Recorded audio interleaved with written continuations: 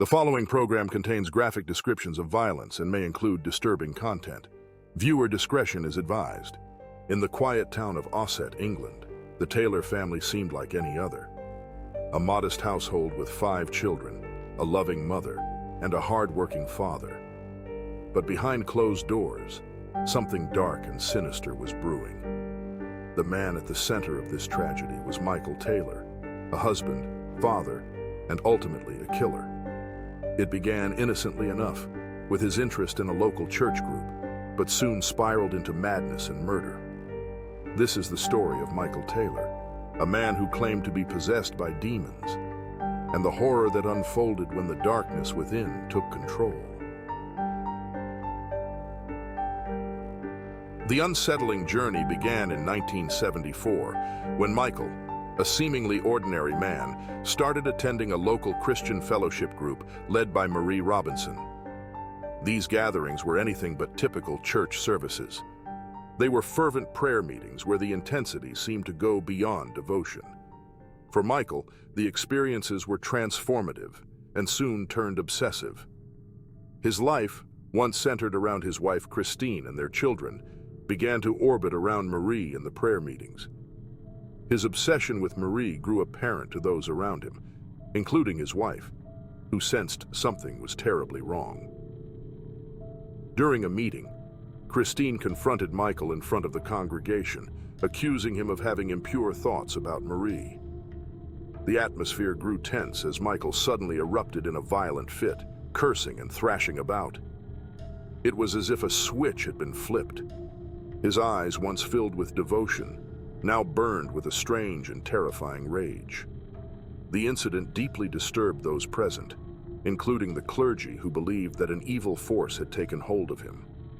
Word spread quickly, reaching the ears of Father Peter Vincent and Reverend Raymond Smith, who decided that Michael needed an exorcism.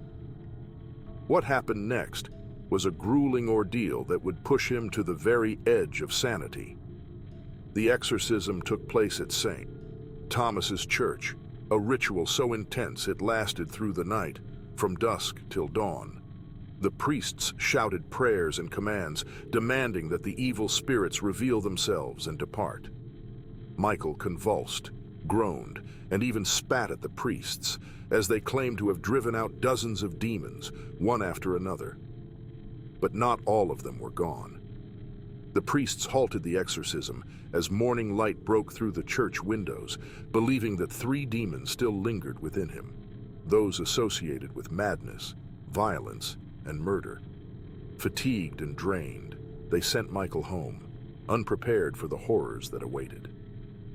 Returning to his house, Michael was in a state of frenzy. Christine was the first to sense something was terribly off. His gaze was wild, his movements erratic, as if he were no longer the man she knew.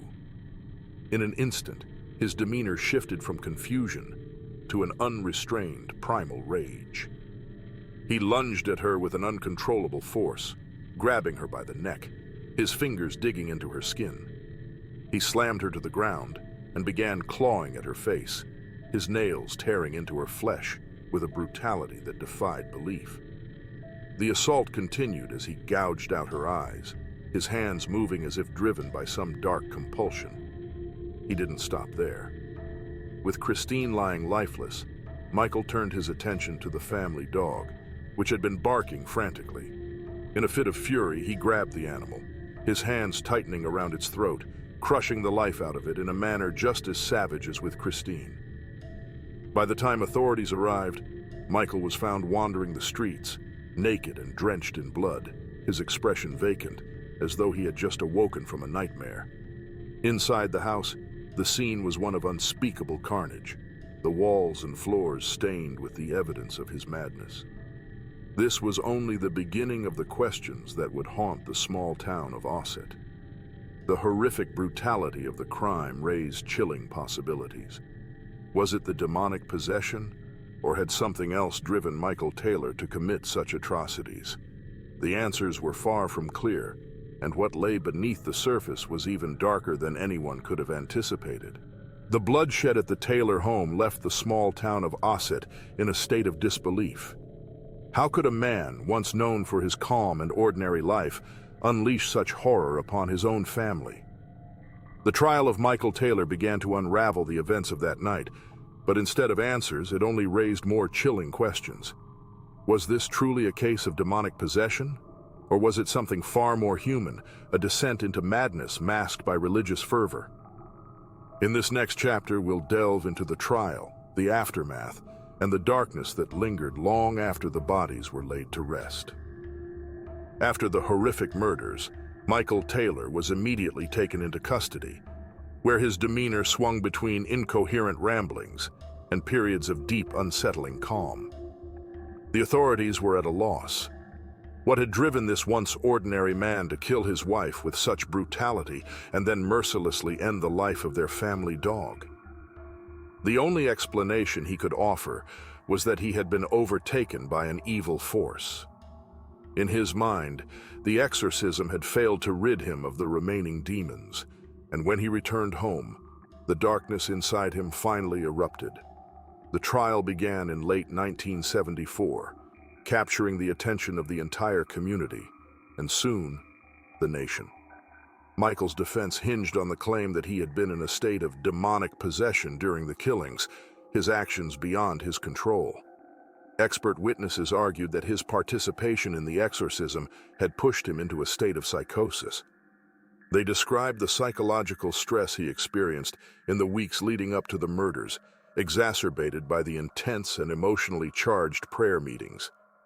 The exorcism itself, which involved hours of shouting and physical restraint, had likely induced a mental break. For the prosecution, the case seemed open and shut. The evidence was clear. Michael had murdered his wife and the family dog in a violent frenzy, and there was no doubt he had been the one to commit the crimes.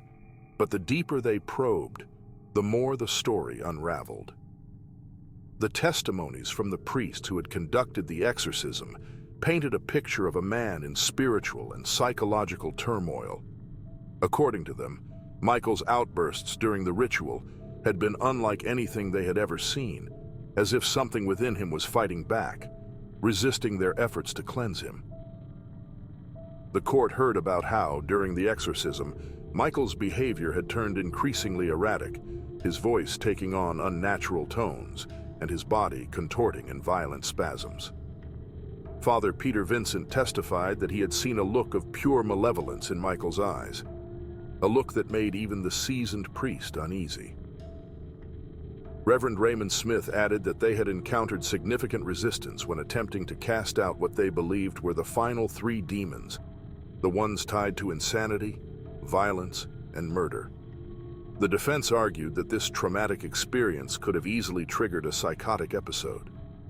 The doctors who examined Michael described him as suffering from a severe mental disturbance, brought on by the intense stress of the exorcism and his pre-existing religious mania. They diagnosed him with a temporary psychosis, exacerbated by the belief that he was possessed. It was a mental state where reality and delusion blurred together, driving him to commit acts that his conscious self could not fathom. Ultimately, the jury found Michael Taylor not guilty by reason of insanity. He was committed to Broadmoor Hospital, a high-security psychiatric facility, where he underwent years of treatment. He was later transferred to other hospitals before eventually being released, despite lingering doubts about his mental state. Even after his release, Michael never seemed to fully escape the shadow of that night.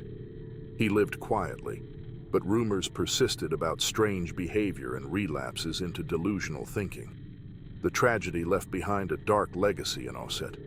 The community could not easily forget the horrors that had occurred, and the case stirred debates about mental health, the dangers of intense religious practices, and the power of belief. The priests involved in the exorcism faced criticism, with some accusing them of pushing Michael toward madness. Others saw the incident as evidence of something far darker, a malevolent force that the exorcism had merely awakened. To this day, the story of Michael Taylor remains shrouded in mystery, with no clear answers as to what truly happened. And so we are left with a story that offers no comfort, no closure, only the unsettling thought that evil can take many forms. Whether it emerged from the darkest recesses of Michael Taylor's mind, or was indeed something far more sinister, it reminds us that the line between sanity and madness, light and darkness, can sometimes be perilously thin. In the quiet town of Osset, a terrible shadow was cast, a shadow that lingers still, whispering to those who dare to listen that sometimes the most terrifying demons are the ones we carry inside. Please like and subscribe to Evil Exposed for more riveting stories.